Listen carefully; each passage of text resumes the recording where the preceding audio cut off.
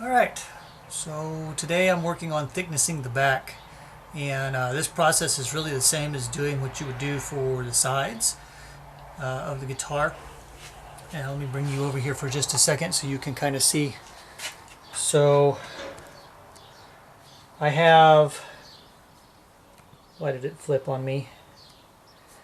I have my back right here. I've got it clamped down to my bench top on top of something else, and the reason I have it on top of that is because my bench top is kind of narrow. So you don't have to worry about this on the side because the side is very slim. You can just clamp it to the bench top and it'll work.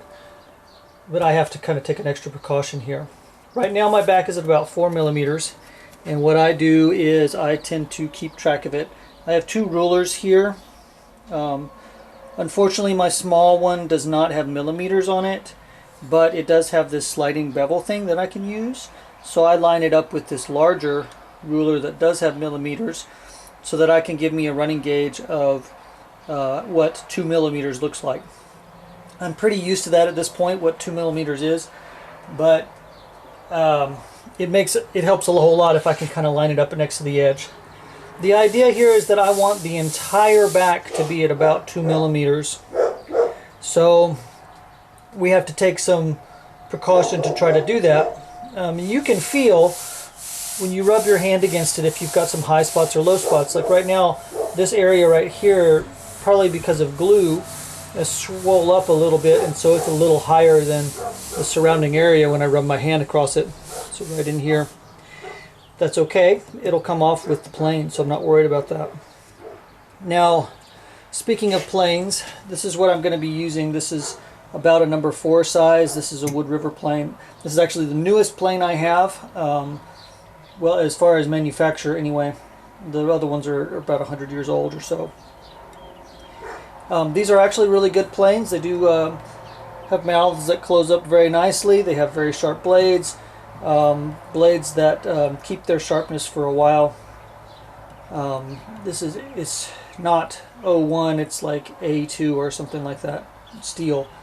And it works pretty good. It sharpens up nicely. So it takes a little bit more effort than regular O2, but it works. So the pattern that I'm going to use, on the back, you can go both directions on it. You can also go crisscross. And so I will be working my way around the back. I'll do a combination of crisscrossing this way and then this way. And I'll flip the back around and I'll come crisscross this way and this way, so that I got 4 directions there. And as I get closer, I'll probably take lengthwise shavings if I can, to try to smooth it out as I go. And so let's get started on some of that. I'll demonstrate some on camera. And I'm sorry, it's not going to be the best. It's going to be kind of far away. But I can zoom in a little so you can see.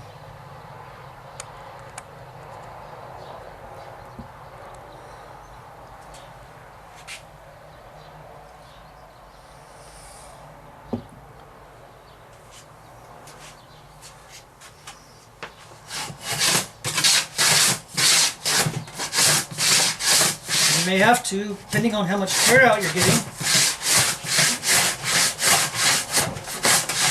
adjust your plane's cut and depth. So you see that right there is what we don't really want to happen along these lines. So I'm going to adjust my plane. I'm going to bring this back a little bit. And I'm going to come at it going this way for a little bit. See if I can mitigate some of that.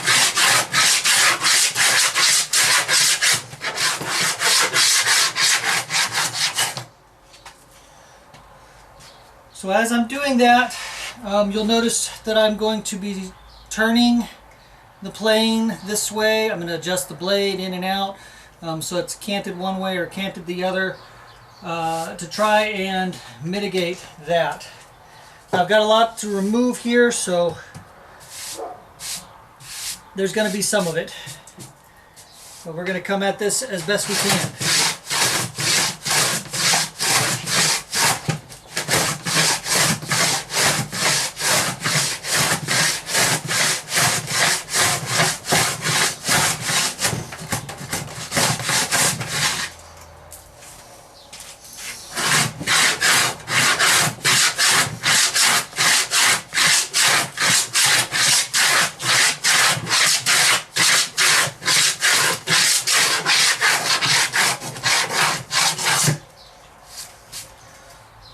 I've taken a little bit out. Plane is working pretty good. So I'm going to keep it up. I'm not going to switch planes, not going to be resharpening. I like it so far. Dump some of the shavings off. Come at it from the other side.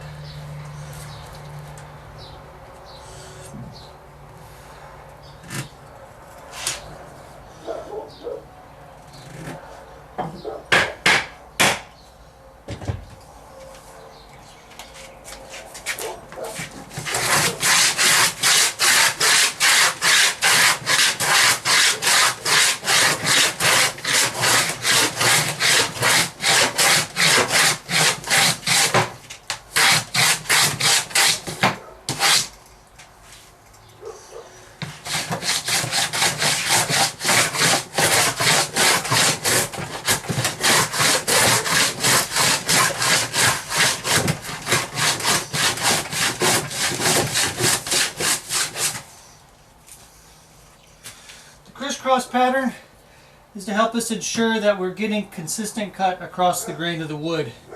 Because if we go with the grain, a lot of times we will have a wavy top in there. This ensures that we get a consistent thickness all the way across.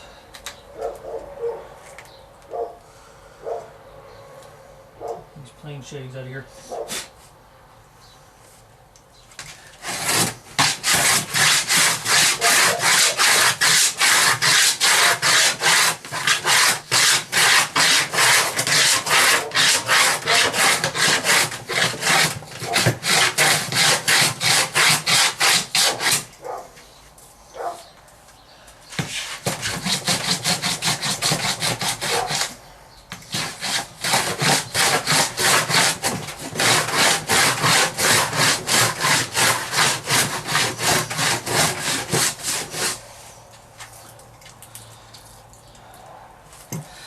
I'm going to continue in like manner. This is the first of many. I'll work my way all the way around it. So, alright, so here we are. Coming here real close to this thing. I've been working on this for 30-45 minutes now, and I've gone from using my big number 4 with a little bit of skew on the blade to kind of take away bunch of material to now using a number 3 right here with just a little curve of the blade and just very sharp and nothing else. And the reason I've done that is I've got portions like here across the middle and some through kind of the center where I know that I'm down to thickness, and I've double checked that with my ruler here, and I know I'm at 2 millimeters there. But on some of my edges, I'm just a little bit more, like it's like 2.1, 2.3 here and there. So what I'm doing is I'm cleaning it up a bit with the number 3, but I'm also stopping periodically so that I'm going to come real close to the camera. It's going to get a little blurry, but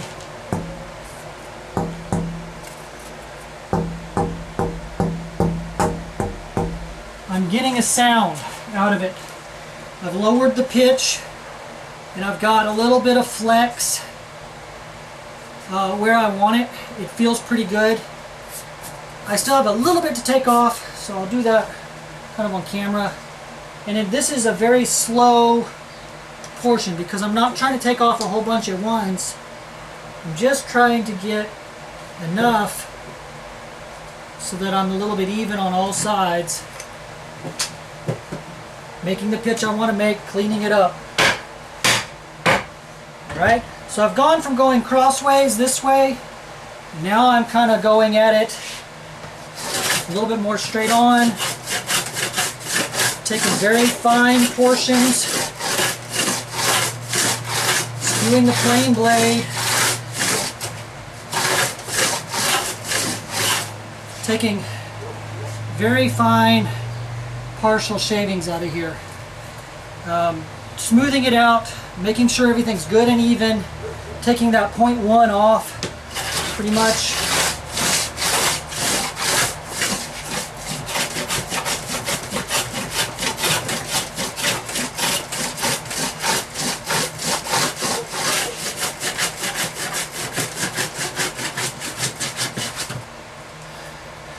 get one side kind of where you can work with it, flip it around. And I've got a trash can full of shavings right now because you take that much material off. You can always use your cauls. You don't want to be breaking it out, cracking the wood.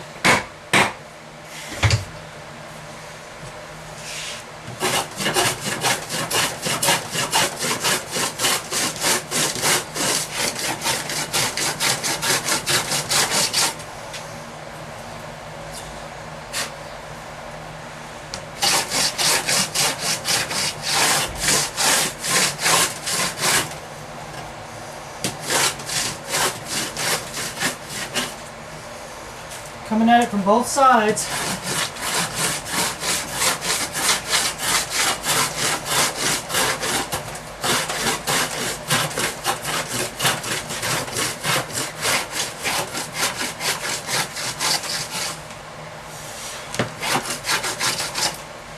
You never know which side's going to give you that last little leverage. So, pardon me for a second, I'm going to lift the camera up so that I can get a scraper. So once you have finished pretty much with the planing portion, which I'm not really sure I am quite yet, I'm still going to take a little bit more. You take a scraper, a good sharp scraper, and you're going to scrape that smooth. Make yourself a good surface for gluing. Now this will take some material off, so this might remove my 0.1 that I need, which would be good. Get hot, flip it around.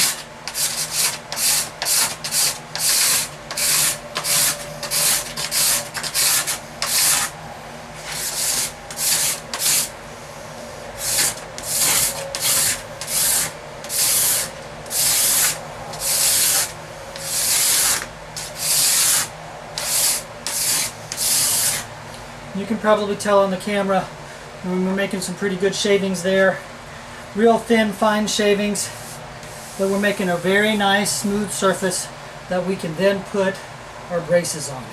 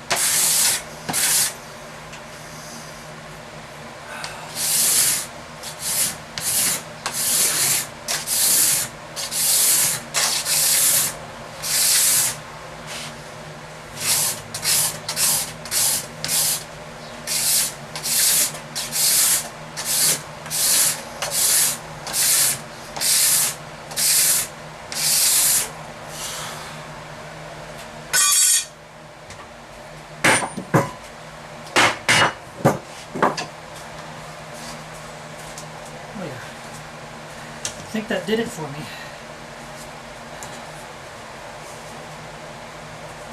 Yeah, pretty good. All right, then we gotta check it again.